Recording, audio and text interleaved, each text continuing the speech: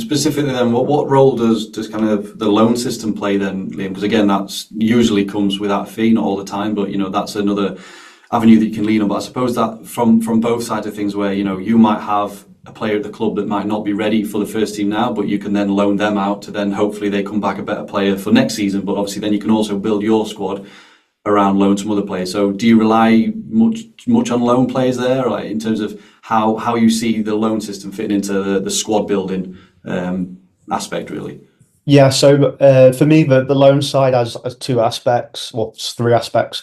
As you rightly said, there might be a case of loaning out some of your players who, either may be good enough or may not be good enough, quite good enough yet, but need to get minutes into their legs regardless. And that might come from either pathways being blocked into the first team, not being able to, have the opportunity as of yet, or equally they are quite not at a level and they need to get more experience. So that can only be a good thing. But then from a recruitment and a signing point of view, yes, you're right. You can supplement your squad with loan players from either ones who are perhaps out of favour at their clubs that maybe at Championship level or League One level.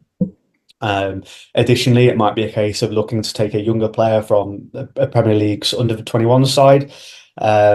And again, that does play quite an important role. And I think in Scotland specifically, we have seen quite a few number of loans that have been successful, which I think is great. And then equally, we've seen a lot of those ones where perhaps they are not quite at the level for the parent club, and they then come into Scotland on a permanent basis and have then continue to do well. So all clubs will be looking to use the loan sort of market, and that can either be from one looking to supplement your squad with an additional player, or equally, if there are some very talented players, especially in the 21s teams, that are able to come in and have a big impact on the first team level because they're already, playing at a good level and, unfortunately haven't got the opportunity within their first team at the parent club.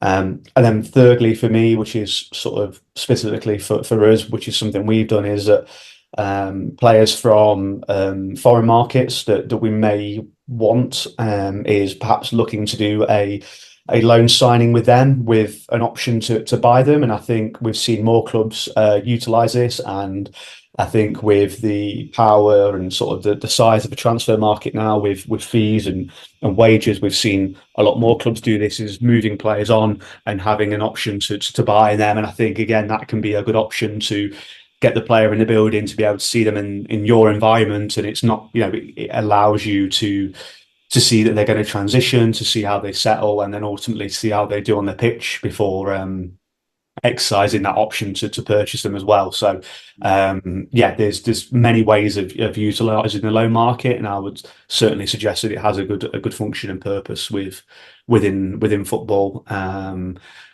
It's just a shame you have a lot of clubs now who have got a lot of players on their books, and some of them can find it hard to get moves as well.